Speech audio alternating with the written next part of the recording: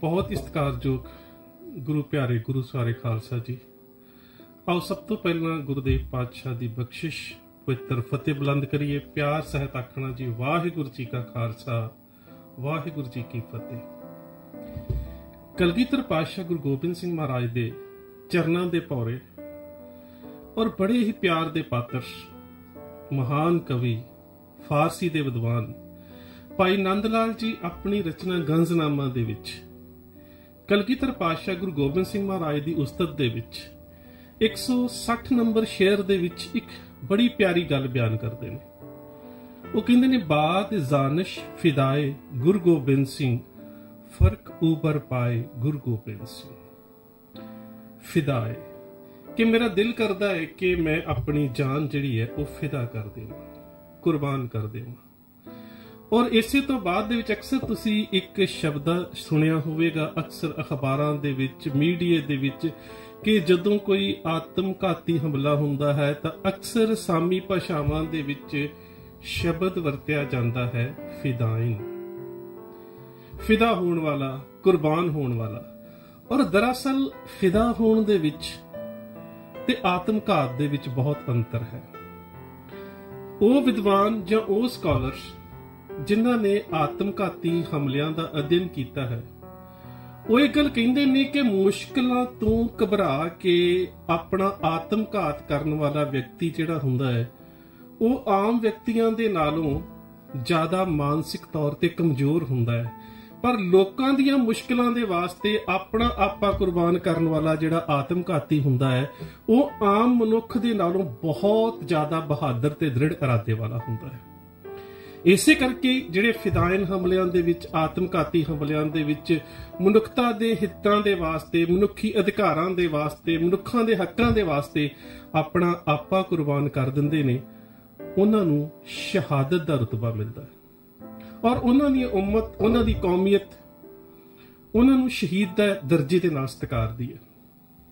हुण जदों असीं इस आत्मघात की गल करते हैं, फिदायन हमले की गल करते हैं, सुसाइडल बॉम्बर की गल करते हैं, तो अज मैं तुहाडे नाल एक ऐसे आत्मघाती शहीद की गल सांझी करनी है जेकर अज दे समय दे नाल हिसाब लाया जाए तो उस दे सिर का मुल 5 करोड़ रुपया सी।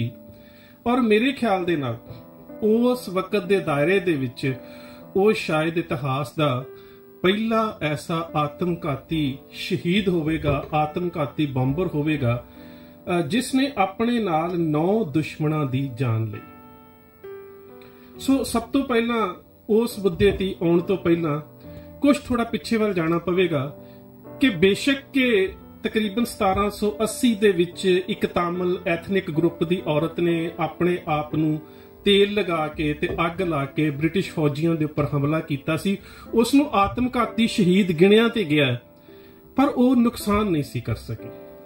पर यह एक ऐसा शहीद है जेकर उस समय दे वक्त दे विच वेखीए जां उस वक्त दे दायरे दे विच वेखीए तां यह शायद पहला ऐसा शहीद है जिसने अपने आत्मघाती हमले दे दौरान तकरीबन अपने 9 दुश्मनों नूं मौत दे घाट उतार दिता और जिस दे सिर दे उपर अज दे हिसाब दे नाल 5 करोड़ रुपए का इनाम रखिया होया सी।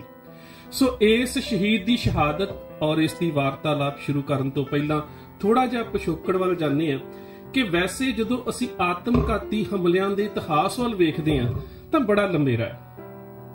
आधुनिक युग दे विच भी बहुत सारे आत्मघाती हमले होए ने, चाहे वह बेअंत सिंह का कतल है, चाहे वह राजीव गांधी का कतल है। पर मैं तुहानूं थोड़ा जिहा पिछोकड़ वाल लैके जावांगा कि जदों तुसी सुसाइडल बंबर दे इतिहास नूं पढ़ोगे, जदों तुसी आत्मघाती फिदायन हमलियां दी जिहड़ी सारी तारीख है उसनूं पढ़ोगे तां ओहदे विच तकरीबन 1780 दे विच एक तामिल एथनिक ग्रुप दी औरत दा जिक्र आवेगा जिसने 80 साल की उम्र दे विच अपने आप ते तेल पा के अग ला के उस समय दी ब्रिटिश फौज दे उपर हमला करने की कोशिश की सी। भावें कि वो किसी का जानी नुकसान नहीं कर सकी पर उसनूं भी आत्मघाती शहीद मन्निया जाता है। उस तो थोड़ा होर अगे आ जाने तो रूस दे विच अलेक्जेंडर II दे उपर आत्मघाती हमला किया गया तकरीबन 1881 दे विच और 1904 दे विच भी दूसरा आत्मघाती हमला जिहड़ा सी वो रूस दे विच ही किसी लीडर नूं मारन दे वास्ते जिहड़ा सी वो कीता गया। ਅਸੀਂ ਇਸੇ ਟਾਈਮਲਾਈਨ ਦੇ ਵਿੱਚ ਚੱਲਦੇ ਹੁਣ ਅੱਗੇ ਆ ਜਾਂਦੇ ਆ ਉਸ ਆਤਮਘਾਤੀ ਹਮਲੇ ਦੇ ਬਾਰੇ ਜਿਸ ਨੇ ਉਸ ਸਮੇਂ ਆਪਣੇ ਸਭ ਤੋਂ ਵੱਧ ਦੁਸ਼ਮਣਾਂ ਨੂੰ ਫੁੰਡਿਆ ਔਰ ਜਿਹੜਾ ਤਕਰੀਬਨ 25 ਅਕਤੂਬਰ 1923 ਦੇ ਵਿੱਚ ਵਾਪਰਿਆ। ਥੋੜਾ ਜਿਹਾ ਇਤਿਹਾਸ ਵੱਲ ਵੇਖਣ ਦੀ ਕੋਸ਼ਿਸ਼ ਕਰੀਏ ਕਿ ਗੁਰਦੁਆਰਾ ਸੁਧਾਰ ਲਹਿਰ ਤੋਂ ਬਾਅਦ ਜਿਸ ਵੇਲੇ ਅਕਾਲੀ ਦਲ ਦੀ ਜਿਹੜੀ ਨੀਤੀ ਹੈ ਥੋੜੀ ਢਿੱਲੀ ਮੱਠੀ ਹੋ ਗਈ, ਕਹਿ ਸਕਦੇ ਹਾਂ ਕਿ ਇਹਨਾਂ ਨੇ ਥੋੜੀਆਂ ਬਹੁਤੀਆਂ ਗਾਂਧੀਵਾਦੀ ਨੀਤੀਆਂ ਨੂੰ ਅਪਣਾ ਲਿਆ ਤੇ ਉਸ ਵੇਲੇ ਕੁਝ ਨੌਜਵਾਨਾਂ ਨੇ ਬੱਬਰ ਅਕਾਲੀ ਲਹਿਰ ਸ਼ੁਰੂ ਕੀਤੀ ਜਿਸ ਦੇ ਮੋਢੀ ਸਨ ਸਰਦਾਰ ਕਿਸ਼ਨ ਸਿੰਘ ਗੜਗੱਜ। ਉਹਨਾਂ ਦੇ ਹੋਰ ਵੀ ਬਹੁਤ ਸਾਰੇ ਸਾਥੀ ਜਿਨ੍ਹਾਂ ਨੇ ਆਪਣਾ ਆਪਾ ਵਾਰਨ ਦਾ ਪ੍ਰਣ ਕੀਤਾ, ਜਿਨ੍ਹਾਂ ਦੇ ਵਿੱਚ ਸਰਦਾਰ ਵਰਿਆਮ ਸਿੰਘ ਤੁੱਗਾ, ਸਰਦਾਰ ਕਰਮ ਸਿੰਘ ਦੌਲਤਪੁਰ ਜਿਨ੍ਹਾਂ ਨੂੰ ਕਰਮ ਸਿੰਘ ਐਡੀਟਰ ਦੇ ਨਾਮ ਦੇ ਨਾਲ ਵੀ ਜਾਣਿਆ ਜਾਂਦਾ ਹੈ, ਸਰਦਾਰ ਧੰਨਾ ਸਿੰਘ ਕੋਟਲੀ, ਸਰਦਾਰ ਧੰਨਾ ਸਿੰਘ ਬਹਿਬਲਪੁਰ, ਸਰਦਾਰ ਉਦੇ ਸਿੰਘ ਰਾਮਗੜ੍ਹ, ਬਾਬੂ ਸੰਤਾ ਸਿੰਘ। ਇਹਨਾਂ ਤੋਂ ਇਲਾਵਾ ਹੋਰ ਵੀ ਕਈ ਸੂਰਮੇ ਜਿਨ੍ਹਾਂ ਨੇ ਉਸ ਸਮੇਂ ਮੁਖਬਰਾਂ ਨੂੰ ਔਰ ਸਿੱਖ ਕੌਮ ਦੇ ਦੋਖੀਆਂ ਨੂੰ ਸੋਧਣ ਦਾ ਪ੍ਰਣ ਕੀਤਾ। ਬੇਸ਼ੱਕ ਕਿ ਇਹ ਸਾਰੀ ਵਾਰਤਾਲਾਪ ਬਹੁਤ ਲੰਬੇਰੀ ਹੈ, ਇਸ ਲੰਬੇਰੀ ਵਾਰਤਾ ਨੂੰ ਮੈਂ ਜ਼ਿਆਦਾ ਦੂਰ ਤੱਕ ਨਹੀਂ ਲੈ ਕੇ ਜਾਊਂਗਾ, ਕੇਵਲ ਤੇ ਕੇਵਲ ਉਸ ਸੂਰਮੇ ਦੇ ਜੀਵਨ ਤੱਕ ਹੀ ਸੀਮਤ ਰੱਖੂੰਗਾ ਜਿਸ ਦਾ ਜਨਮ ਪਿੰਡ ਬਹਿਬਲਪੁਰ ਦੇ ਵਿੱਚ ਸਰਦਾਰ ਇੰਦਰ ਸਿੰਘ ਦੇ ਘਰ ਵਿੱਚ ਹੋਇਆ। ਇੱਕ ਮੱਧ ਵਰਗੀ ਕਿਸਾਨ ਪਰਿਵਾਰ ਨੌਜਵਾਨੀ ਦੀ ਦਹਲੀਜ਼ ਦੇ ਉੱਪਰ ਪੈਰ ਧਰਿਆ ਤਾਂ ਉਸ ਵੇਲੇ ਸਰਦਾਰ ਕਰਮ ਸਿੰਘ ਹੁਣਾਂ ਦੇ ਨਾਲ ਮਿਲਾਪ ਹੋ ਗਿਆ ਤੇ ਬੱਬਰ ਅਕਾਲੀ ਲਹਿਰ ਦੇ ਵਿੱਚ ਸ਼ਾਮਲ ਹੋ ਗਿਆ। ਬੱਬਰ ਅਕਾਲੀ ਲਹਿਰ ਨੇ ਇਹ ਫੈਸਲਾ ਕੀਤਾ ਕਿ ਜਿਹੜੇ ਸਿੱਖਾਂ ਦੇ ਦੋਖੀ ਨੇ, ਜਿਹੜੇ ਮੁਖਬਰ ਨੇ, ਜਿਹੜੇ ਸਰਕਾਰ ਦੇ ਟਾਊਟ ਨੇ, ਉਹਨਾਂ ਨੂੰ ਸੋਧਿਆ ਜਾਵੇਗਾ। ਕਈ ਮੁਖਬਰ ਸੋਧੇ ਵੀ ਗਏ ਤੇ ਇਹਨਾਂ ਮੁਖਬਰਾਂ ਨੂੰ ਸੋਧਣ ਤੋਂ ਬਾਅਦ ਇੱਕ ਸਮੱਸਿਆ ਸਾਹਮਣੇ ਆਈ ਕਿ ਜਦੋਂ ਇਹਨਾਂ ਮੁਖਬਰਾਂ ਨੂੰ ਸੋਧਿਆ ਜਾਂਦਾ ਸੀ ਤਾਂ ਜਿੰਨੇ ਵੀ ਉਹ ਨੌਜਵਾਨ ਜਿਨ੍ਹਾਂ ਦੇ ਸਬੰਧ ਇਸ ਜਥੇਬੰਦੀ ਦੇ ਨਾਲ ਸਨ ਉਹਨਾਂ ਦੇ ਪਰਿਵਾਰਾਂ ਨੂੰ ਅੰਗਰੇਜ਼ ਹਕੂਮਤ ਦੇ ਵੱਲੋਂ ਤੰਗ ਕੀਤਾ ਜਾਂਦਾ ਸੀ। ਉਸ ਵੇਲੇ ਫੈਸਲਾ ਲਿਆ ਗਿਆ ਕਿ ਬੱਬਰ ਖਾਲਸਾ ਦੇ ਨਾਲ ਜੁੜਿਆ ਹੋਇਆ ਕੋਈ ਵੀ ਵਿਅਕਤੀ ਕੋਈ ਵੀ ਐਕਸ਼ਨ ਕਰੇਗਾ ਪਰ ਉਹਦੀ ਜਿਹੜੀ ਜ਼ਿੰਮੇਵਾਰੀ ਹੈ ਉਹ 3 ਵਿਅਕਤੀ ਲੈਣਗੇ। ਇਹ 3 ਵਿਅਕਤੀ ਚੁਣੇ ਗਏ, ਸਰਦਾਰ ਕਰਮ ਸਿੰਘ ਦੌਲਤਪੁਰ, ਸਰਦਾਰ ਧੰਨਾ ਸਿੰਘ ਬਹਿਬਲਪੁਰ ਔਰ ਸਰਦਾਰ ਉਦੇ ਸਿੰਘ ਰਾਮਗੜ੍ਹ। ਇਹਨਾਂ ਨੇ ਜਿੰਨੇ ਵੀ ਉਸ ਸਮੇਂ ਦੇ ਦੋਸ਼ੀ ਸੀ ਉਹਨਾਂ ਨੂੰ ਸੋਧਣ ਦੇ ਵਾਸਤੇ ਅਸਲੇ ਦਾ ਇੰਤਜ਼ਾਮ ਕੀਤਾ। ਭਾਵੇਂ ਕਿ ਇੱਕ ਜਗ੍ਹਾ ਦੇ ਉੱਪਰੋਂ ਬਹੁਤ ਜ਼ਿਆਦਾ ਗਿਣਤੀ ਦੇ ਵਿੱਚ ਅਸਲੇ ਦੀ ਇੱਕ ਡੀਲ ਵੀ ਹੋਈ, ਇੱਕ ਸੌਦਾ ਵੀ ਹੋਇਆ, ਪਰ ਇੰਨੇ ਜ਼ਿਆਦਾ ਪੈਸੇ ਇਕੱਠੇ ਨਾ ਹੋਣ ਕਰਕੇ ਉਹ ਸੌਦਾ ਵਿੱਚ ਰਹਿ ਗਿਆ। ਉਸ ਤੋਂ ਬਾਅਦ ਪਿੰਡ ਜੌਲਾਂ ਦਾ ਇੱਕ ਫੌਜੀ ਜਿਸ ਦਾ ਨਾਮ ਜਵੰਦ ਸਿੰਘ ਸੀ, ਜਿਹੜਾ ਕਿ 36 ਸਿੱਖ ਬਟਾਲੀਅਨ ਦੇ ਵਿੱਚ ਫੌਜ ਦੇ ਵਿੱਚ ਨੌਕਰੀ ਕਰਦਾ ਸੀ, ਉਸ ਨੇ ਜਿਸ ਵੇਲੇ ਬੱਬਰ ਅਕਾਲੀਆਂ ਦੇ ਇੱਕ ਲੈਕਚਰ ਨੂੰ ਸੁਣਿਆ ਤਾਂ ਉਹਦੇ ਮਨ ਦੇ ਵਿੱਚ ਵੀ ਆਪਣੇ ਭਰਾਵਾਂ ਦਾ ਸਾਥ ਦੇਣ ਦੀ ਜਿਹੜੀ ਚਿਣਗ ਸੀ ਉਹ ਜਾਗੀ। ਉਹ ਵਾਪਸ ਆਪਣੀ ਰੈਜੀਮੈਂਟ ਦੇ ਵਿੱਚ ਗਿਆ ਤੇ ਉੱਥੇ ਜਾ ਕੇ ਉਸਨੇ ਆਪਣੇ ਇੱਕ ਦੋਸਤ ਠਾਕਰ ਸਿੰਘ ਪਿੰਡ ਭਾਟਾ ਦੇ ਨਾਲ ਇਹ ਗੱਲ ਕੀਤੀ ਕਿ ਜੇਕਰ ਅਸੀਂ ਪੰਜਾਬ ਦੇ ਵਿੱਚ ਜੂਝ ਰਹੇ ਉਹਨਾਂ ਬੱਬਰ ਅਕਾਲੀ ਨੌਜਵਾਨਾਂ ਦੇ ਵਾਸਤੇ ਕੁਝ ਹਥਿਆਰਾਂ ਦਾ ਇੰਤਜ਼ਾਮ ਆਪਣੀ ਫੌਜ ਦੇ ਵਿੱਚੋਂ ਕਰ ਦਈਏ ਤਾਂ ਉਹਨਾਂ ਨੂੰ ਦੁਸ਼ਮਣਾਂ ਨੂੰ ਸੋਧਣਾ ਸੌਖਾ ਹੋ ਜਾਵੇਗਾ। ਸੋ ਬੱਬਰ ਅਕਾਲੀਆਂ ਦੇ ਕੋਲ ਸਰਦਾਰ ਠਾਕਰ ਸਿੰਘ ਦੇ ਰਾਹੀਂ ਜਿਹੜੇ ਪਹਿਲੇ ਹਥਿਆਰ ਪਹੁੰਚੇ ਉਹਨਾਂ ਦੇ ਵਿੱਚ 10 ਦਸਤੀ ਬੰਬ, 25 ਡੈਟੋਨੇਟਰ ਔਰ ਕੁਝ ਜਿਹੜੇ ਸੀਗੇ ਉਹ ਗੋਲੀ ਸਿੱਕਾ ਸੀ, ਕੁਝ ਬੰਦੂਕਾਂ, ਕੁਝ 12 ਬੋਰ ਇੱਕ ਨਾਲੀ ਬੰਦੂਕਾਂ, ਕੁਝ ਰਾਈਫਲਾਂ ਔਰ ਕੁਝ ਦੇਸੀ ਪਿਸਤੌਲਾਂ ਦਾ ਇੰਤਜ਼ਾਮ ਕੀਤਾ ਗਿਆ। ਔਰ ਜਿੰਨੇ ਵੀ ਬੱਬਰ ਅਕਾਲੀਆਂ ਵੱਲੋਂ ਐਕਸ਼ਨ ਕੀਤੇ ਜਾਂਦੇ ਰਹੇ ਉਹਨਾਂ ਦੇ ਵਿੱਚ 2-3 ਹਥਿਆਰ ਜਿਹੜੇ ਸੀਗੇ ਉਹ ਅਗਨ ਸ਼ਸਤਰ ਭਾਵ ਕੇ ਜਿਹੜੇ ਫਾਇਰ ਵੈਪਨ ਸੀ ਉਹਨਾਂ ਦੀ ਵਰਤੋਂ ਕੀਤੀ ਜਾਂਦੀ ਸੀ, ਬਾਕੀ ਛਵੀਆਂ ਗੰਡਾਸਿਆਂ ਦੀ ਵਰਤੋਂ ਵੀ ਵਧੇਰੇ ਕੀਤੀ ਜਾਂਦੀ ਰਹੀ ਹੈ। ਸੋ ਇਸ ਬੱਬਰ ਅਕਾਲੀਆਂ ਦੇ ਦਲ ਨੇ ਉਹ ਮੁਖਬਰ ਜਿਨ੍ਹਾਂ ਨੇ ਸਰਦਾਰ ਕਿਸ਼ਨ ਸਿੰਘ ਗੜਗੱਜ ਨੂੰ ਫੜਾਇਆ ਸੀ, ਜਿਨ੍ਹਾਂ ਨੇ ਬਾਬੂ ਸੰਤਾ ਸਿੰਘ ਨੂੰ ਫੜਾਇਆ ਸੀ, ਜਾਂ ਜਿਨ੍ਹਾਂ ਨੇ ਵੀ ਜਿੱਥੇ ਕੌਮ ਦੇ ਆਗੂਆਂ ਦੇ ਨਾਲ ਗਦਾਰੀ ਕੀਤੀ ਸੀ ਉੱਥੇ ਨਾਲ ਹੀ ਜਿਨ੍ਹਾਂ ਤੋਂ ਪੰਜਾਬ ਦੇ ਕਿਸਾਨ ਬੜੇ ਤੰਗ ਸੀ, ਸ਼ਾਹੂਕਾਰ, ਉਹਨਾਂ ਨੂੰ ਵੀ ਸੋਧਣਾ ਔਰ ਉਹਨਾਂ ਦੇ ਰਿਕਾਰਡ ਨੂੰ ਅੱਗ ਲਾਉਣੀ ਸ਼ੁਰੂ ਕਰ ਦਿੱਤੀ। ਇਹਦੇ ਪਿੱਛੇ ਨਿਸ਼ਾਨਾ ਕੀ ਸੀ ਕਿ ਪੰਜਾਬ ਦਾ ਕਿਸਾਨ ਜਾਂ ਪੰਜਾਬ ਦਾ ਆਮ ਵਰਗ ਜਿਹੜਾ ਉਹ ਦੁਖੀ ਹੋ ਕੇ ਕਿਤੇ ਆਤਮ ਹੱਤਿਆ ਨਾ ਕਰੇ, ਜੋ ਕੁਝ ਅੱਜ ਵੀ ਹੋ ਰਿਹਾ ਹੈ। ਇਹਨਾਂ ਨੇ ਇਸ ਜਥੇ ਨੇ ਉਹਨਾਂ ਸਮਿਆਂ ਦੇ ਵਿੱਚ ਅਰਜਨ ਸਿੰਘ ਮੁਖਬਰ ਜਿਹੜਾ ਸੀ ਉਸ ਨੂੰ ਸੋਧਿਆ। ਉਸ ਤੋਂ ਬਾਅਦ ਨੰਗਲ ਸ਼ਾਮਾਂ ਦੇ ਬੂਟਾ ਮੁਖਬਰ ਸੀ ਜਿਹੜਾ ਉਸ ਨੂੰ ਸੋਧਿਆ। ਇਸ ਤੋਂ ਇਲਾਵਾ ਬੰਤ ਸਿੰਘ ਜਿਹੜਾ ਸੀਗਾ ਜਿਸ ਨੂੰ ਡਾਂਸੀਵਾਲ ਦੀ ਛਿੰਝ ਤੋਂ ਬਾਹਰ ਸੋਧਿਆ, ਭਾਵੇਂ ਕਿ ਉਸ ਦਾ ਬੱਚਾ ਉਸ ਦੇ ਨਾਲ ਸੀ, ਉਸ ਨੂੰ ਕਿਸੇ ਤਰ੍ਹਾਂ ਦਾ ਕੋਈ ਨੁਕਸਾਨ ਨਹੀਂ ਪਹੁੰਚਾਇਆ ਗਿਆ। ਇਸੇ ਤਰ੍ਹਾਂ ਹੀ ਬਹਿਬਲਪੁਰ ਦਾ ਹਜ਼ਾਰਾ ਸਿੰਘ ਨਾਮ ਦਾ ਇੱਕ ਮੁਖਬਰ ਸੀ ਜਿਹਦੀ ਕੋਸ਼ਿਸ਼ ਸੀ ਕਿ ਮੈਂ ਧੰਨਾ ਸਿੰਘ ਨੂੰ ਗ੍ਰਿਫਤਾਰ ਕਰਾਵਾਂ, ਇਸ ਗਰੁੱਪ ਵੱਲੋਂ ਉਸ ਨੂੰ ਵੀ ਸੋਧਿਆ।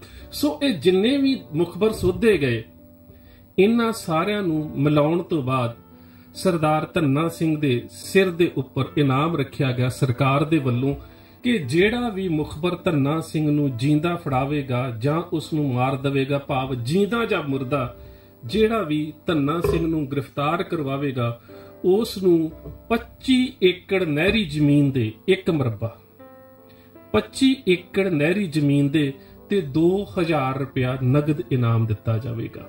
ਜੇਕਰ 25 ਏਕੜਾਂ ਦੀ ਤੇ 2000 ਨਗਦ ਇਨਾਮ ਦੀ ਤੁਸੀਂ ਅੱਜ ਜਿਹੜੀ ਹੈ ਕੀਮਤ ਹੈ ਉਸ ਨੂੰ ਅੱਜ ਦੇ ਕੀਮਤ ਸੂਚਕ ਅੰਕ ਦੇ ਨਾਲ ਜੋੜ ਕੇ ਵੇਖੋ ਤਾਂ ਤਕਰੀਬਨ 5.5 ਕਰੋੜ ਤੋਂ ਉੱਪਰ ਬਣਦੀ ਹੈ। ਹੁਣ ਤੁਸੀਂ ਹਿਸਾਬ ਲਾ ਲਓ ਕਿ ਇਸ ਜੁਝਾਰੂ ਦੇ ਸਿਰ ਦੇ ਉੱਪਰ ਅੰਗਰੇਜ਼ੀ ਸਰਕਾਰ ਦੇ ਵੱਲੋਂ ਜਿਹੜਾ ਸੀਗਾ ਉਹ ਤਕਰੀਬਨ 5.5 ਕਰੋੜ ਦਾ ਇਨਾਮ ਰੱਖਿਆ ਗਿਆ।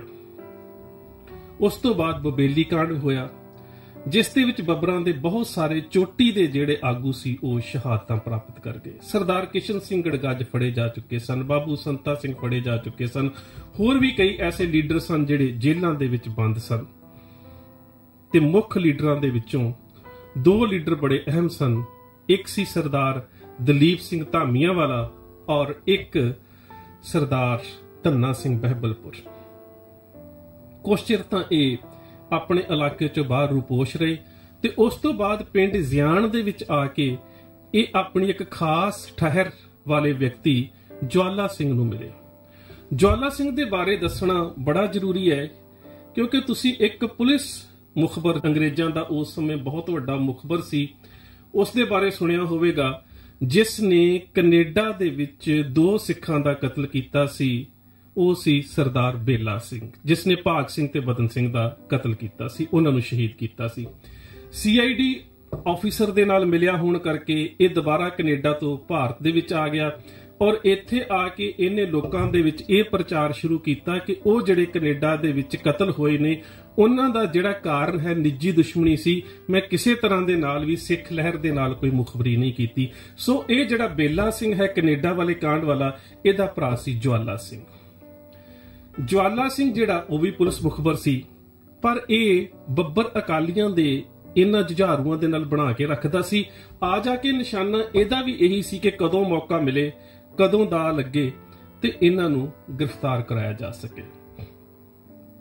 ਵਕਤ ਬੀਤਿਆ, ਸਭ ਤੋਂ ਪਹਿਲਾਂ ਸਰਦਾਰ ਦਲੀਪ ਸਿੰਘ ਜਿਹੜੇ ਸੀਗੇ ਧਾਮੀਆਂ, ਉਹ ਇਹਦੇ ਕੋਲ ਆਏ ਤੇ ਉਹਨਾਂ ਨੇ ਆਪਣੇ ਸਾਰੇ ਹਾਲਾਤ ਦੱਸੇ ਕਿ ਸਾਰੇ ਪਾਸਿਆਂ ਤੋਂ ਲੀਡਰਾਂ ਦੀ ਸ਼ਹਾਦਤ ਤੋਂ ਬਾਅਦ ਅਸੀਂ ਬੜੇ ਤੰਗ ਹਾਂ ਤੇ ਕੁਝ ਚਿਰ ਲਈ ਅਸੀਂ ਦਿਨ ਕੱਟੀ ਕਰਨੀ ਹੈ।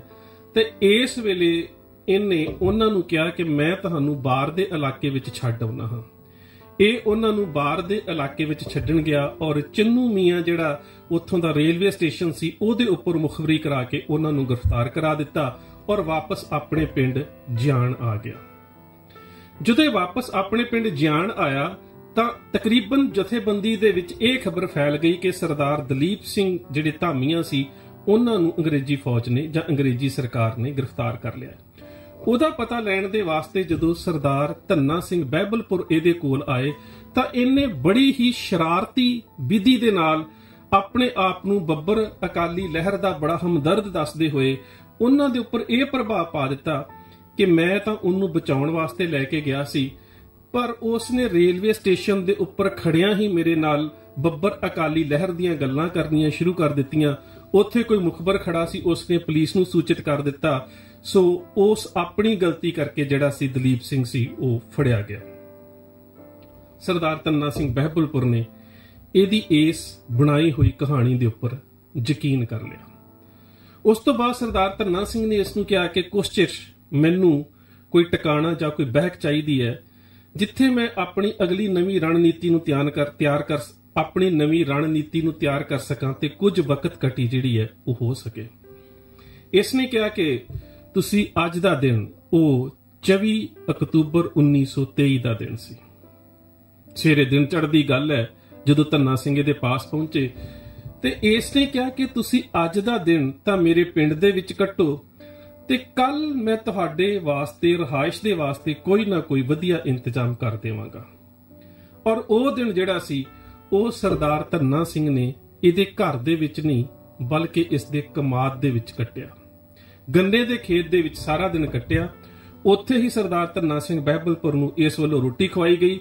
ਉਹਨਾਂ ਨੂੰ ਰੋਟੀ ਖਵਾਉਣ ਤੋਂ ਬਾਅਦ ਇਹ ਮਹਿਲਪੁਰ ਥਾਣੇ ਚਲਾ ਗਿਆ ਤੇ ਮਹਿਲਪੁਰ ਥਾਣੇ ਦੇ ਉਸ ਵੇਲੇ ਦੇ ਥਾਣੇਦਾਰ ਜਿਹੜਾ ਸੀ ਛੋਟਾ ਥਾਣੇਦਾਰ ਗੁਲਜ਼ਾਰ ਸਿੰਘ ਨੂੰ ਜਾ ਕੇ ਦੱਸਿਆ ਕਿ ਧੰਨਾ ਸਿੰਘ ਬਹਿਬਲਪੁਰ ਜਿਹੜਾ ਹੈ ਉਹ ਮੇਰੇ ਖੇਤਾਂ ਦੇ ਵਿੱਚ ਹੈ ਤੇ ਉਸ ਨੂੰ ਗ੍ਰਿਫਤਾਰ ਕੀਤਾ ਜਾ ਸਕਦਾ ਹੈ। ਉਸ ਤੋਂ ਬਾਅਦ ਇਹ ਮਹਿਲਪੁਰ ਥਾਣੇ ਦੇ ਮੁਖੀ ਨੂੰ ਲੈ ਕੇ Hoshiarpur police superintendent mister Hatton ਦੇ ਕੋਲ ਗਿਆ। ਮਿਸਟਰ ਹਾਟਨ ਨੂੰ ਜਾ ਕੇ ਸਾਰੀ ਗੱਲ ਦੱਸੀ ਤੇ ਮਿਸਟਰ ਹਾਟਨ ਖੁਸ਼ੀ ਦੇ ਵਿੱਚ ਫੁੱਲਿਆ ਨਹੀਂ ਸੀ ਸਮਾ ਰਿਹਾ ਕਿ ਜਿਸ ਵਿਅਕਤੀ ਦੇ ਸਿਰ ਦੇ ਉੱਪਰ ਇੰਨਾ ਵੱਡਾ ਇਨਾਮ ਹੈ ਉਸ ਨੂੰ ਫੜਨ ਦਾ ਜਿਹੜਾ ਸਾਰਾ ਕਹਿ ਸਕਦੇ ਹੋ ਕਿ ਇਵਜ਼ਾਨਾ, ਨਜ਼ਰਾਨਾ, ਇਨਾਮ, ਸ਼ੌਹਰਤ ਉਹ ਸਭ ਕੁਝ ਮੈਨੂੰ ਮਿਲੇਗੀ। ਸੋ ਉਸ ਨੇ ਇਸ ਨੂੰ ਕਿਹਾ ਕਿ ਧੰਨਾ ਸਿੰਘ ਦੇ ਕੋਲ ਹਥਿਆਰ ਕੀ ਹੈ। ਕਹਿੰਦਾ ਮੈਂ ਸਿਰਫ ਉਸ ਦੇ ਕੋਲ ਇੱਕ ਰਿਵਾਲਵਰ ਵੇਖਿਆ ਹੈ। ਪਰ ਨਾਲ ਹੀ ਉਸਨੇ ਕਿਹਾ ਕਿ ਨਹੀਂ, ਉਸ ਨੂੰ ਕਮਾਦ ਦੇ ਖੇਤ ਤੋਂ ਆਪਣੇ ਘਰ ਲੈ ਕੇ ਆ ਕਿਉਂਕਿ ਗੰਨੇ ਦੇ ਖੇਤਾਂ ਦੇ ਵਿੱਚ ਉਸ ਬਹਾਦਰ ਦੇ ਨਾਲ ਮੁਕਾਬਲਾ ਕਰਨਾ ਬੜਾ ਔਖਾ ਹੈ। ਤੇ ਇਸਨੇ ਕਿਹਾ ਕਿ ਜੇਕਰ ਮੈਂ ਆਪਣੇ ਘਰ ਲੈ ਕੇ ਗਿਆ ਤੇ ਇਹ ਪੁਲਿਸ ਮੁਕਾਬਲਾ ਮੇਰੇ ਘਰ ਦੇ ਵਿੱਚ ਹੋਇਆ ਤਾਂ ਮੇਰੇ ਉੱਪਰ ਮੁਖਬਰੀ ਦਾ ਦੋਸ਼ ਲੱਗੇਗਾ।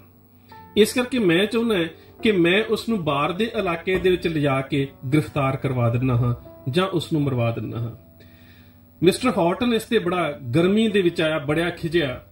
ਉਹ ਕਹਿੰਦਾ ਜਵਾਲਾ ਸਿੰਘ, ਜੇਕਰ ਬਾਹਰ ਦੇ ਇਲਾਕੇ 'ਚ ਲੈ ਕੇ ਜਾਵੇਂਗਾ ਤਾਂ ਉਸ ਇਲਾਕੇ ਦੀ ਪੁਲਿਸ ਜਿਹੜੀ ਆ ਇਹ ਕੇਸ ਉਹਨਾਂ ਦਾ ਬਣੇਗਾ ਤੇ ਸਰਕਾਰ ਦੇ ਵੱਲੋਂ ਮੈਨੂੰ ਕੋਈ ਖਿਤਾਬ ਨਹੀਂ ਮਿਲੇਗਾ। ਇਸ ਕਰਕੇ ਮੈਂ ਚਾਹੁੰਦਾ ਕਿ ਉਸ ਨੂੰ ਹੁਸ਼ਿਆਰਪੁਰ ਦੇ ਇਲਾਕੇ ਦੇ ਵਿੱਚ ਹੀ ਜਾਂ ਗ੍ਰਿਫਤਾਰ ਕੀਤਾ ਜਾਵੇ ਜਾਂ ਖਤਮ ਕੀਤਾ ਜਾਵੇ। ਫਿਰ ਇਸ ਨੇ ਕਿਹਾ ਕਿ ਮੈਨੂੰ 1 ਦਿਨ ਦਾ ਟਾਈਮ ਦਿੱਤਾ ਜਾਵੇ। ਮੈਂ 1 ਦਿਨ ਦੇ ਵਿੱਚ ਉਸ ਨੂੰ ਆਪਣੇ ਇੱਕ ਹੋਰ ਦੋਸਤ ਜਿਹੜਾ ਕਿ ਮੇਰਾ ਬੜਾ ਨਜ਼ਦੀਕੀ ਸਾਥੀ ਹੈ, ਹਰ ਗੱਲ ਦੇ ਵਿੱਚ ਉਹ ਮੇਰੇ ਨਾਲ ਸਹਿਮਤੀ ਪ੍ਰਗਟ ਕਰਦਾ ਹੈ, ਉਹ ਹੈ ਮੰਨਣਹਾਣੇ ਦਾ ਕਰਮ ਸਿੰਘ। ਮੈਂ ਉਸ ਨੂੰ ਮੰਨਣਹਾਲੇ ਪਿੰਡ ਲੈ ਜਾਵਾਂਗਾ ਤੇ ਮੰਨਣਹਾਣੇ ਪਿੰਡ ਦੇ ਵਿੱਚ ਕਰਮ ਸਿੰਘ ਦੇ ਘਰ ਵਿੱਚ ਉਸ ਨੂੰ ਮੈਂ ਠਹਿਰਾ ਦੇਵਾਂਗਾ ਤੇ ਜਦੋਂ ਮੈਂ ਤੁਹਾਨੂੰ ਦੱਸ ਦੇਵਾਂਗਾ ਤੁਸੀਂ ਉਸ ਨੂੰ ਉੱਥੇ ਆ ਕੇ ਗ੍ਰਿਫਤਾਰ ਕਰ ਸਕਦੇ ਹੋ। ਦੂਸਰੇ ਪਾਸੇ ਜਿਸ ਵੇਲੇ ਇਹਨਾਂ 3 ਬੱਬਰ ਅਕਾਲੀਆਂ ਨੇ ਇਹ ਜ਼ਿੰਮੇਵਾਰੀ ਚੁੱਕੀ ਸੀ ਨਾ ਕਿ ਜਿੰਨੇ ਵੀ ਬੱਬਰ ਅਕਾਲੀਆਂ ਦੇ ਵੱਲੋਂ ਮੁਖਬਰ ਸੋਧੇ ਜਾਣਗੇ ਉਹਨਾਂ ਸਾਰਿਆਂ ਦੀ ਜਿਹੜੀ ਜ਼ਿੰਮੇਵਾਰੀ ਹੈ ਉਹ 3 ਬੱਬਰ ਸਰਦਾਰ ਕਰਮ ਸਿੰਘ ਦੌਲਤਪੁਰ, ਉਦੇ ਸਿੰਘ ਰਾਮਗੜ੍ਹ ਔਰ ਸਰਦਾਰ ਧੰਨਾ ਸਿੰਘ ਬਹਿਬਲਪੁਰ ਲੈਣਗੇ। ਉਹਦੇ ਨਾਲ ਇਹ ਵੀ ਪ੍ਰਣ ਕੀਤਾ ਗਿਆ ਸੀ ਕਿ ਇਹ ਜਿਹੜੇ 3 ਸਿੰਘ ਨੇ ਇਹ ਕਦੀ ਵੀ ਜਿਉਂਦੇ ਜੀ ਪੁਲਿਸ ਦੇ ਹੱਥ ਨਹੀਂ ਆਉਣਗੇ। ਸੋ ਜਦੋਂ ਵਾਪਸ ਸ਼ਾਮ ਨੂੰ ਜਵਾਲਾ ਸਿੰਘ ਜਿਆਣ ਪਿੰਡ ਦੇ ਵਿੱਚ ਆਇਆ, ਆ ਕੇ ਕਮਾਦ ਦੇ ਖੇਤ ਦੇ ਵਿੱਚ ਧੰਨਾ ਸਿੰਘ ਨੂੰ ਮਿਲਿਆ। ਉਸ ਦੇ ਨਾਲ ਇਸ ਨੇ ਸਾਰੀ ਇਹ ਪਲੈਨਿੰਗ ਬਣਾਈ ਕਿ ਅਸੀਂ ਸਵੇਰੇ ਕਰਮ ਸਿੰਘ ਦੇ ਕੋਲ ਉਸ ਦੇ ਪਿੰਡ ਮੰਨਣਹਾਣੇ ਚਲਾ ਜਾਵਾਂਗੇ। ਉੱਥੇ ਇਸ ਨੇ ਸਵੇਰੇ ਜਾਣ ਤੋਂ ਪਹਿਲਾਂ ਜਵਾਲਾ ਸਿੰਘ ਨੇ ਇੱਕ ਹੋਰ ਕਹਿ ਸਕਦੇ ਹੋ ਕਿ ਬਦਨੀਤੀ ਕੀਤੀ ਕਿ ਇਸ ਨੇ ਸਰਦਾਰ ਧੰਨਾ ਸਿੰਘ ਨੂੰ ਗੱਲਾਂ ਦੇ ਵਿੱਚ ਉਲਝਾਈ ਰੱਖਿਆ ਕਿ ਧੰਨਾ ਸਿੰਘ ਨੂੰ ਸੌਣ ਨਾ ਦਿੱਤਾ। ਦਿਨ ਚੜ ਗਿਆ ਤੇ ਅਜੇ ਸੂਰਜ ਚੜ੍ਹਨ ਵਾਲਾ ਸੀ, ਦਿਨ ਚੜ ਰਿਹਾ ਸੀ ਤੇ ਇਹ ਉਹਨਾਂ ਨੂੰ ਲੈ ਕੇ ਪਿੰਡ ਮੰਨਣਹਾਣੇ ਕਰਮ ਸਿੰਘ ਦੇ ਘਰ ਲੈ ਗਿਆ। ਕਰਮ ਸਿੰਘ ਦੀ ਹਵੇਲੀ ਦੇ ਵਿੱਚ ਪਹੁੰਚ ਕੇ ਇਸ ਨੇ ਕਰਮ ਸਿੰਘ ਨੂੰ ਦੱਸਿਆ ਕਿ ਧੰਨਾ ਸਿੰਘ ਜਿਹੜੇ ਨੇ ਇਹ ਕੁਝ ਦਿਨ ਤੁਹਾਡੇ ਕੋਲ ਵਿਸ਼ਰਾਮ ਕਰਨਗੇ, ਉਸ ਤੋਂ ਬਾਅਦ ਇਹਨਾਂ ਦਾ ਮੈਂ ਬਾਰ ਦੇ ਵਿੱਚ ਕੋਈ ਨਾ ਕੋਈ ਬਹਿਕ ਜਾਂ ਠਾਰ ਦਾ ਜਿਹੜਾ ਪ੍ਰਬੰਧ ਆ ਉਹ ਕਰ ਦੇਵਾਂਗਾ। ਧੰਨਾ ਸਿੰਘ ਨੂੰ ਅੰਦਰ ਬਿਠਾਉਣ ਤੋਂ ਬਾਅਦ ਇਸ ਨੇ ਸਾਰੀ ਗੱਲ ਕਰਮ ਸਿੰਘ ਨੂੰ ਸਮਝਾ ਦਿੱਤੀ ਕਿ ਅੱਜ ਅੱਧੀ ਰਾਤ ਨੂੰ ਮਿਸਟਰ ਹਾਟਨ, ਗੁਲਜ਼ਾਰਾ ਸਿੰਘ ਥਾਣੇਦਾਰ ਤੇ ਉਸ ਦੇ ਬਾਕੀ ਸਾਥੀ ਜਿਹੜੇ ਨੇ ਉਹ ਇਸ ਨੂੰ ਗ੍ਰਿਫਤਾਰ ਕਰਨ ਦੇ ਵਾਸਤੇ ਆਉਣਗੇ ਤੇ ਤੇਰੀ ਹਵੇਲੀ ਦੀ ਖੱਬੀ ਬਾਹੀ ਤੋਂ ਉਹ ਟਾਰਚ ਜਗਾ ਕੇ ਤੈਨੂੰ ਇਸ਼ਾਰਾ ਕਰਨਗੇ। ਜਦੋਂ 2 ਵਾਰੀ ਉਹਨਾਂ ਦੀ ਟਾਰਚ ਜਗੇਗੀ ਬੁਝੇਗੀ ਤੂੰ ਸਮਝ ਜਾਵੀਂ ਕਿ ਪੁਲਿਸ ਜਿਹੜੀ ਆ ਗਈ ਹੈ ਤੇ ਪੁਲਿਸ ਦੇ ਵੱਲੋਂ ਜਿੰਨਾ ਇਨਾਮ ਸਾਨੂੰ ਮਿਲਣਾ ਹੈ, ਭਾਵ ਕਿ 25 ਏਕੜ ਨਹਿਰੀ ਜ਼ਮੀਨ ਦੇ ਔਰ 2000 ਰੁਪਇਆ ਨਗਦ, ਉਹ ਅਸੀਂ ਦੋਵੇਂ ਜਾਣੇ ਅੱਧੋ ਅੱਧ ਕਰ ਲਵਾਂਗੇ। ਇਹਦੇ ਤੋਂ ਬਾਅਦ ਬ੍ਰਿਟਿਸ਼ ਸਰਕਾਰ ਦੇ ਵੱਲੋਂ ਜਿਹੜਾ ਹਾਟਨ ਨੂੰ ਖਿਤਾਬ ਮਿਲਣਾ ਹੈ ਉਹ ਗੱਲ ਵੱਖਰੀ ਹੈ। ਸਰਦਾਰ ਧੰਨਾ ਸਿੰਘ ਨੂੰ ਦਿਨੇ ਵੀ ਗੱਲਾਂ ਬਾਤਾਂ ਦੇ ਵਿੱਚ ਉਲਝਾਈ ਰੱਖਿਆ, ਰਾਤ ਲੇਟ ਜਦੋਂ ਧੰਨਾ ਸਿੰਘ ਬੱਬਰ ਆਰਾਮ ਕਰਨ ਦੇ ਵਾਸਤੇ ਕਮਰੇ ਦੇ ਵਿੱਚ ਪੈਣ ਲੱਗੇ, ਉਹਨਾਂ ਨੇ ਆਪਣਾ ਰਿਵਾਲਵਰ ਆਪਣੀ ਪੇਟੀ ਸਮੇਤ ਕੱਢ ਕੇ ਕਿੱਲੀ ਦੇ ਉੱਪਰ ਟੰਗਿਆ, ਆਪਣੇ ਬਿਸਤਰ ਦੇ ਉੱਪਰ ਲੇਟ ਗਏ ਤੇ ਉਸ ਵੇਲੇ ਬੜੇ ਵਿਖਾਵੇ ਜਿਹੇ ਨੂੰ ਪ੍ਰਗਟ ਕਰਦਿਆਂ ਹੋਇਆਂ ਜਵਾਲਾ ਸਿੰਘ ਨੇ ਕਰਮ ਸਿੰਘ ਨੂੰ ਕਿਹਾ, ਕਰਮ ਸਿਆਂ, ਅਸੀਂ ਤੇ ਧੰਨਾ ਸਿੰਘ ਨੇ ਹੁਣ ਵਿਸ਼ਰਾਮ ਕਰਨਾ ਹੈ ਤੇ ਜਿੰਨਾ ਚਿਰ ਇਹ ਸੌਂ ਰਹੇ ਨੇ ਉਹਨਾਂ ਚਿਰ ਤੂੰ ਬਾਹਰ ਪਹਿਰਾ ਦੇਣਾ ਹੈ ਤੇ ਅੱਧੀ ਰਾਤ ਤੋਂ ਬਾਅਦ ਮੈਂ ਪਹਿਰਾ ਦੇਵਾਂਗਾ। ਇਹ ਗੱਲ ਉਸ ਨੂੰ ਸਮਝਾ ਦਿੱਤੀ। ਅੱਧੀ ਰਾਤ ਦੇ ਕਰੀਬ ਜਿਸ ਵੇਲੇ ਮਿਸਟਰ ਹੌਟਨ 40 ਸਿਪਾਹੀਆਂ ਨੂੰ ਲੈ ਕੇ ਆ ਗਿਆ, 20 ਸਿਪਾਹੀਆਂ ਨੇ ਘੇਰਾ ਪਾ ਲਿਆ ਤੇ ਜਦੋਂ ਉਸ ਨੇ ਟਾਰਚ ਜਗਾਈ ਤਾਂ ਕਰਮ ਸਿੰਘ ਨੂੰ ਪਤਾ ਲੱਗ ਗਿਆ ਕਿ ਪੁਲਿਸ ਜਿਹੜੀ ਆ ਗਈ ਹੈ। ਕਰਮ ਸਿੰਘ ਨੇ ਹਵੇਲੀ ਦਾ ਦਰਵਾਜ਼ਾ ਖੋਲ੍ਹਿਆ ਤੇ ਮਿਸਟਰ ਹੌਟਨ ਨੂੰ ਜਾ ਕੇ ਮਿਲਿਆ। ਮਿਸਟਰ ਹੌਟਨ ਉਸ ਨੂੰ ਸਵਾਲ ਕਰਦਾ ਹੈ, ਕਿਉਂਕਿ ਥੋੜੀ ਜਿਹੀ ਹਿੰਦੁਸਤਾਨੀ ਜਾਣਦਾ ਸੀ। ਕਹਿੰਦਾ, ਧੰਨਾ ਸਿੰਘ ਕਹਾਂ ਹੈ? ਕਹਿੰਦਾ, ਕਮਰੇ ਦੇ ਵਿੱਚ ਸੁੱਤਾ ਪਿਆ। ਕਹਿੰਦਾ, ਉਸਕੇ ਪਾਸ ਹਥਿਆਰ ਕੌਣ ਸੇ ਹੈ? ਕਹਿੰਦਾ, ਉਹਦੇ ਕੋਲ ਇੱਕ ਰਿਵਾਲਵਰ। ਕਹਿੰਦਾ, हरामजादे हिंदुस्तानी, उसके पास हथियार है और तुम कहते हो कि हम अंदर चले जाएं? हम ऐसे अंदर नहीं जा सकते। ਕਹਿੰਦਾ, ਜੀ ਉਹਦੇ ਕੋਲ ਇੱਕ ਹਥਿਆਰ ਹੈ, ਉਹ ਵੀ ਕਿੱਲੀ ਦੇ ਉੱਪਰ ਟੰਗਿਆ ਹੋਇਆ ਹੈ, ਉਹ ਬਿਲਕੁਲ ਕੂਕ ਸੁੱਤਾ ਪਿਆ ਹੈ, ਤੁਹਾਨੂੰ ਅੰਦਰ ਜਾਣ ਦੇ ਵਿੱਚ ਜਾਂ ਉਹਨੂੰ ਫੜਨ ਦੇ ਵਿੱਚ ਕੋਈ ਤੰਗੀ ਨਹੀਂ ਹੋਵੇਗੀ। ਉਸਨੇ ਫਿਰ ਇਸ ਨੂੰ ਗਾਲ ਕੱਢੀ, ਕਹਿੰਦਾ, हरामजादे बेवकूफ, ऐसे नहीं हो सकता, पहले उसके पास से जाके हथियार लेके आओ। ਇਹ ਗੱਲ ਉਸਨੇ ਰਲੀ ਮਿਲੀ ਹਿੰਦੀ ਜੀ ਦੇ ਵਿੱਚ ਕਹਿ ਦਿੱਤੀ। ਇਹ ਜਿਹੜਾ ਕਰਮ ਸਿੰਘ ਸੀ ਅੰਦਰ ਗਿਆ, ਇਸ ਨੇ ਉਸ ਦਾ ਰਿਵਾਲਵਰ ਜਿਹੜਾ ਸੀ ਉਹ ਕਿੱਲੀ ਦੇ ਉੱਪਰੋਂ ਲਾਇਆ ਔਰ ਕਿੱਲੀ ਦੇ ਉੱਪਰੋਂ ਲਾਉਣ ਤੋਂ ਬਾਅਦ ਇਹਨੇ ਲਿਆ ਕੇ ਜਿਹੜਾ ਸੀ ਉਹ ਰਿਵਾਲਵਰ ਮਿਸਟਰ ਹੌਟਨ ਨੂੰ ਦੇ ਦਿੱਤਾ। ਮਿਸਟਰ ਹੌਟਨ ਨੇ ਉਹ ਜਿਹੜਾ ਜ਼ਬਤ ਕੀਤਾ ਗਿਆ ਪਿਸਤੌਲ ਸੀ, ਉਹ ਗੁਲਜ਼ਾਰਾ ਸਿੰਘ ਜਿਹੜਾ ਉਸ ਵੇਲੇ ਛੋਟਾ ਥਾਣੇਦਾਰ ਸੀ, ਉਸ ਨੂੰ ਦੇ ਦਿੱਤਾ। ਉਸ ਵੇਲੇ 10 ਆਪਣੇ ਸਿਪਾਹੀਆਂ ਦੇ ਨਾਲ ਮਿਸਟਰ ਹੌਟਨ ਜਿਹੜਾ ਸੀ ਉਹ ਕਮਰੇ ਦੇ ਬਾਹਰ ਚਲਾ ਗਿਆ ਤੇ 10 ਸਿਪਾਹੀ ਉਸਨੇ ਫੜਨ ਦੇ ਵਾਸਤੇ ਧੰਨਾ ਸਿੰਘ ਨੂੰ ਗ੍ਰਿਫਤਾਰ ਕਰਨ ਦੇ ਵਾਸਤੇ ਅੰਦਰ ਭੇਜ ਦਿੱਤੇ। ਧੰਨਾ ਸਿੰਘ ਕੂਕ ਸੁੱਤਾ ਪਿਆ ਸੀ ਕਿਉਂਕਿ ਇੱਕ ਰਾਤ ਦਾ ਪੂਰਾ ਅਨਿੰਦਰਾ ਸੀ। ਅਗਲਾ ਦਿਨ ਜਿਹੜਾ ਸੀਗਾ ਉਹ ਵੀ ਸੌਣ ਦੇ ਵਾਸਤੇ ਇੱਕ ਪਲ ਵੀ ਨਸੀਬ ਨਾ ਹੋਇਆ। ਸੋ ਕੁਦਰਤਨ ਮਨੁੱਖ ਨੂੰ ਨੀਂਦ ਆ ਜਾਂਦੀ ਹੈ। ਕੂਕ ਸੁੱਤਾ ਪਿਆ ਸੀ ਜਦੋਂ 10 ਸਿਪਾਹੀਆਂ ਨੇ ਉੱਪਰੋਂ ਜਾ ਕੇ ਘੇਰ ਲਿਆ। ਕੁਝ ਸਿਪਾਹੀਆਂ ਨੇ ਉਸਦੇ ਕੇਸਾਂ ਨੂੰ ਫੜ ਲਿਆ, ਕੁਝ ਨੇ ਉਹਨਾਂ ਦੀਆਂ ਲੱਤਾਂ ਨੂੰ ਫੜ ਲਿਆ ਤੇ ਤਿੰਨ ਸਿਪਾਹੀਆਂ ਨੇ ਜਿਹੜਾ ਸੀ ਉਹਦੀਆਂ ਬਾਹਾਂ ਨੂੰ ਫੜ ਲਿਆ ਤੇ ਇੱਕਦਮ ਫੜਦਿਆਂ ਹੀ ਉਸ ਨੂੰ ਬੰਨਣਾ ਸ਼ੁਰੂ ਕਰ ਦਿੱਤਾ। ਜਦੋਂ ਉਸਨੇ ਉੱਠਣ ਦੀ ਕੋਸ਼ਿਸ਼ ਕੀਤੀ, ਛੁੱਟਣ ਦੀ ਕੋਸ਼ਿਸ਼ ਕੀਤੀ, ਪਰ 10 ਬੰਦਿਆਂ ਨੇ ਸਾਰਿਆਂ ਪਾਸਿਆਂ ਤੋਂ ਫੜਿਆ ਹੋਇਆ ਸੀ, ਉੱਠਿਆ ਨਾ ਗਿਆ। ਉਸੇ ਸਮੇਂ ਮਿਸਟਰ ਹੌਟਨ ਕਮਰੇ ਦੇ ਅੰਦਰ ਦਾਖਲ ਹੋਇਆ ਤੇ ਲਾਲਟਨ ਜਗਾ ਦਿੱਤੀ। ਹੁਣ ਲਾਲਟਨ ਦੇ ਚਾਨਣ ਦੇ ਵਿੱਚ ਬੱਬਰ ਅਕਾਲੀ ਲਹਿਰ ਦਾ ਸੂਰਮਾ ਧੰਨਾ ਸਿੰਘ ਸਾਰਿਆਂ ਪਾਸਿਆਂ ਤੋਂ ਫੜਿਆ ਹੋਇਆ ਸੀ। ਉਸ ਦੇ ਸਾਹਮਣੇ 2 ਅੰਗਰੇਜ਼ ਆਫੀਸਰ ਖੜੇ ਸਨ, ਜਿਨ੍ਹਾਂ ਦੇ ਵਿੱਚ ਇੱਕ ਤਾਂ ਏ ਹੌਟਨ ਤੇ ਦੂਸਰਾ ਮਿਸਟਰ ਜੈਨਕਿਨ ਖੜਾ ਸੀ। ਧੰਨਾ ਸਿੰਘ ਨੂੰ ਦੋਹਾਂ ਪਾਸਿਆਂ ਤੋਂ ਬਾਹਾਂ ਤੋਂ ਹੱਥ ਕੜੀਆਂ ਲਗਾ ਕੇ ਉਸ ਦੀਆਂ ਬਾਹਾਂ ਨੂੰ ਖਿੱਚ ਕੇ ਪਿੱਛੇ ਕਰ ਲਿਆ ਗਿਆ।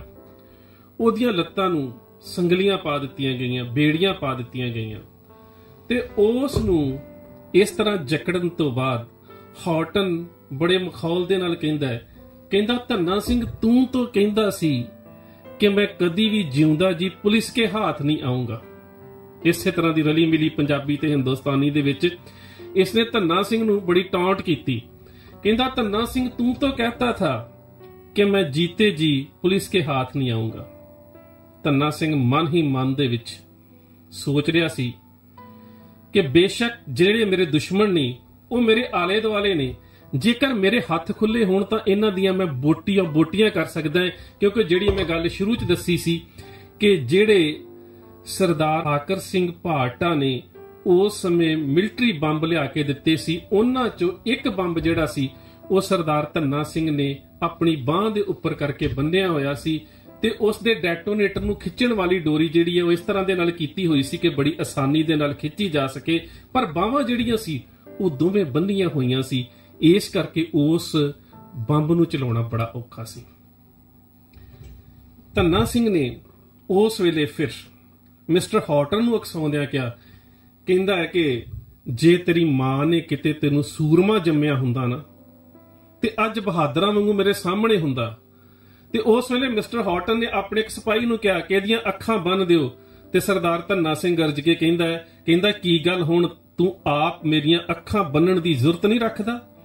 ਜੇ ਕਿਸੇ ਮਾਂ ਨੇ ਬਹਾਦਰ ਪੁੱਤ ਜੰਮਿਆ ਹੁੰਦਾ ਤੇ ਆਪਣੇ ਦੁਸ਼ਮਣ ਦੀਆਂ ਅੱਖਾਂ ਆਪ ਬੰਨਦਾ। ਜਦੋਂ ਇਹ ਗੱਲ ਸੁਣੀ ਮਿਸਟਰ ਹਾਰਟਨ ਨੇ ਤਾਂ ਕੁਦਰਤੀ ਅੰਦਰ ਥੋੜੀ ਜਿਹੀ ਅਣਖ ਨੇ ਉਬਾਲਾ ਖਾਦਾ। ਉਸਨੇ ਆਪਣੇ ਪੁਲਿਸ ਦੇ ਦੂਜੇ ਸਾਥੀ ਦੇ ਕੋਲੋਂ, ਸਿਪਾਹੀ ਦੇ ਕੋਲੋਂ ਕੱਪੜੇ ਦੇ ਰੁਮਾਲ ਨੂੰ ਫੜਿਆ ਤੇ ਧੰਨਾ ਸਿੰਘ ਦੀਆਂ ਅੱਖਾਂ ਨੂੰ ਬੰਨਣ ਦੇ ਵਾਸਤੇ ਜਿਸ ਵੇਲੇ ਅੱਗੇ ਹੋਇਆ ਤੇ ਧੰਨਾ ਸਿੰਘ ਨੇ ਇੰਨੀ ਜ਼ੋਰ ਦੀ ਝਟਕਾ ਮਾਰਿਆ ਕਿ ਜਿਹੜੇ ਸਿਪਾਹੀ ਸਨ, ਜਿਨ੍ਹਾਂ ਨੇ ਉਸਦੇ ਹੱਥ ਦੀਆਂ ਹੱਥ ਘੜੀਆਂ ਫੜੀਆਂ ਹੋਈਆਂ ਸਨ, ਸੰਗਲੀਆਂ, ਉਹਨਾਂ ਦੇ ਹੱਥੋਂ ਛੁੱਟ ਗਿਆ ਤੇ ਉਹਨੇ ਇੱਕਦਮ ਆਪਣੇ ਬੱਧੇ ਹੋਏ ਗ੍ਰਨੇਡ ਦੀ ਜਿਹੜੀ ਡੋਰੀ ਸੀ ਉਸ ਨੂੰ ਖਿੱਚ ਦਿੱਤਾ। ਇੱਕਦਮ ਜ਼ਬਰਦਸਤ ਧਮਾਕਾ ਹੋਇਆ। ਸਰਦਾਰ ਧੰਨਾ ਸਿੰਘ ਦੇ ਜਿਸਮ ਦੇ ਵੀ ਟੁਕੜੇ ਟੁਕੜੇ ਹੋ ਗਏ, ਪਰ ਉਹਦੇ ਨਾਲ ਹੀ 5 ਸਿਪਾਹੀ ਜਿਹੜੇ ਸੀ ਉਹ ਜ਼ਮੀਨ ਦੇ ਉੱਪਰ ਤੂੰਬਾ ਹੋ ਕੇ ਡਿੱਗ ਗਏ। ਇਤਿਹਾਸ ਦੇ ਵਿੱਚ ਇਹ ਵੀ ਜ਼ਿਕਰ ਆਉਂਦਾ ਹੈ ਕਿ ਉੱਥੇ ਇੱਕ ਮੱਝ ਸੀ ਜਿਹੜੀ ਉਹ ਵੀ ਮਾਰੀ ਗਈ, ਪਰ ਜਿਹੜੇ 2 ਆਫੀਸਰ ਸੀ ਉਹਨਾਂ ਦੇ ਵਿੱਚੋਂ ਮਿਸਟਰ ਹਾਰਟਨ ਤੇ ਜੈਨਕਿੰਸਨ ਜਿਹੜੇ ਸੀਗੇ, ਇਹ ਇੱਕ ਤਾਂ ਮਹਲਪੁਰ ਹਸਪੀਟਲ ਜਾ ਕੇ ਉਸ ਦੀ ਮੌਤ ਹੋ ਗਈ ਤੇ ਦੂਜਾ ਬਰਤਾਨੀਆ ਨੂੰ ਵਾਪਸ ਜਾਂਦਾ ਮਰ ਗਿਆ ਤੇ 2 ਸਿਪਾਹੀ ਹੋਰ ਜਿਹੜੇ ਜ਼ਖਮੀ ਹੋਏ ਸੀ ਉਹਨਾਂ ਦੀ ਵੀ ਮੌਤ ਹੋ ਗਈ। ਹੁਣ ਤੁਸੀਂ ਖਿਆਲ ਕਰੋ ਕਿ ਇਹ ਐਸਾ ਦੁਨੀਆ ਦਾ ਪਹਿਲਾ ਮਨੁੱਖੀ ਬੰਬ ਸੀ ਸਰਦਾਰ ਧੰਨਾ ਸਿੰਘ ਬੱਬਰ, ਜਿਸ ਦੇ ਸਿਰ ਦੇ ਉੱਪਰ ਉਸ ਸਮੇਂ ਅੰਗਰੇਜ਼ੀ ਸਾਮਰਾਜ ਦੇ ਵੱਲੋਂ ਤਕਰੀਬਨ 5.5-6 ਕਰੋੜ ਦਾ ਇਨਾਮ ਸੀ ਔਰ ਜਿਸ ਨੇ ਆਪਣੀ ਸ਼ਹਾਦਤ ਦੇ ਸਮੇਂ ਆਪਣੇ ਗੁਰੂ ਨਾਲ ਕੀਤੇ ਪ੍ਰਣ ਨੂੰ ਕਿ ਮੈਂ ਜਿਉਂਦੇ ਜੀ ਕਦੀ ਵੀ ਅੰਗਰੇਜ਼ੀ ਸਾਮਰਾਜ ਦੇ ਹੱਥ ਨਹੀਂ ਆਵਾਂਗਾ, ਆਪਣੇ ਪ੍ਰਣ ਨੂੰ ਨਿਭਾਉਂਦਿਆਂ ਹੋਇਆਂ ਜਿੱਥੇ ਆਪਣੀ ਸ਼ਹਾਦਤ ਦਿੱਤੀ ਉੱਥੇ ਆਪਣੇ 9 ਦੁਸ਼ਮਣ ਜਿਹੜੇ ਸੀ ਉਹ ਵੀ ਤੂੰਬਾ ਕਰਕੇ ਸਦਾ ਦੀ ਨੀਂਦ ਸਵਾ ਦਿੱਤੇ। ਸੋ ਇਹ ਸਿੱਖ ਇਤਿਹਾਸ ਦੀ ਬੜੀ ਵਿਲੱਖਣ ਘਟਨਾ ਹੈ। ਆਉਣ ਵਾਲੇ ਸਮੇਂ ਦੇ ਵਿੱਚ ਇਵੇਂ ਦੀਆਂ ਹੋਰ ਘਟਨਾਵਾਂ ਵੀ ਤੁਹਾਡੇ ਨਾਲ ਸਾਂਝੀਆਂ ਕਰਦੇ ਰਵਾਂਗੇ। ਇੰਨੀ ਬੇਨਤੀ ਪ੍ਰਵਾਨ, ਫਤਿਹ ਦੀ ਸਾਂਝ ਗੱਜ ਕੇ ਆਖਿਓ ਜੀ। ਵਾਹਿਗੁਰੂ ਜੀ ਕਾ ਖਾਲਸਾ, ਵਾਹਿਗੁਰੂ ਜੀ ਕੀ ਫਤਿਹ।